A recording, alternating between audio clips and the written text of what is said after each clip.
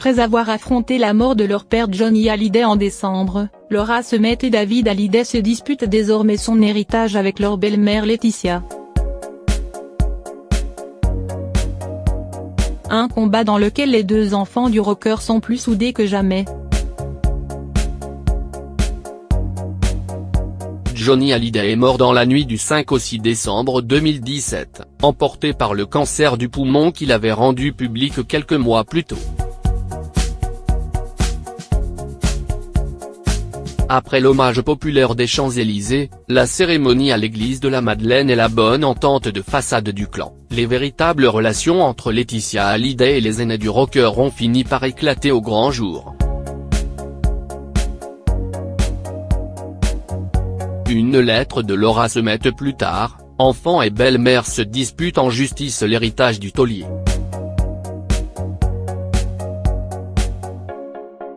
Le 13 avril dernier se clôturait d'ailleurs le premier volet de cette saga judiciaire au tribunal de Nanterre.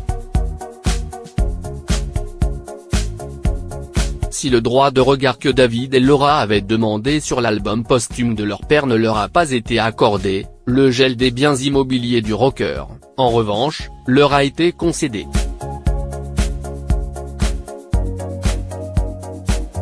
Mais la guerre n'est pas terminée.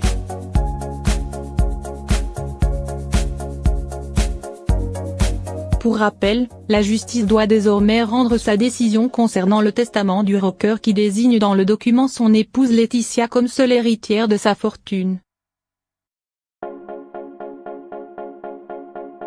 Une décision que Laura et David contestent. En France, déshériter ses enfants est interdit, contrairement à la loi californienne, État américain où a été rédigé le testament, qui donne le droit de choisir un unique héritier autre que sa progéniture. Ce rejet, les aînés du rocker l'affrontent ensemble, plus soudés que jamais dans l'épreuve familiale.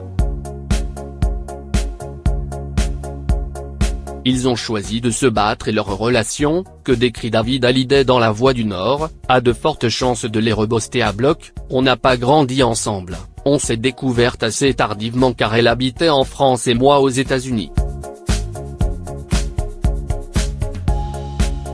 Mais depuis son adolescence, on a rattrapé le temps perdu. Un temps précieux qui leur permet aujourd'hui d'affronter les coups durs à deux. Il ne faut pas nous laisser ensemble plus de 10 minutes sinon ça part en vrille. Je l'adore, humainement c'est quelqu'un de fantastique, drôle avec un humour exceptionnel. Des mots qui feront sûrement le plus grand bien du monde à sa petite sœur.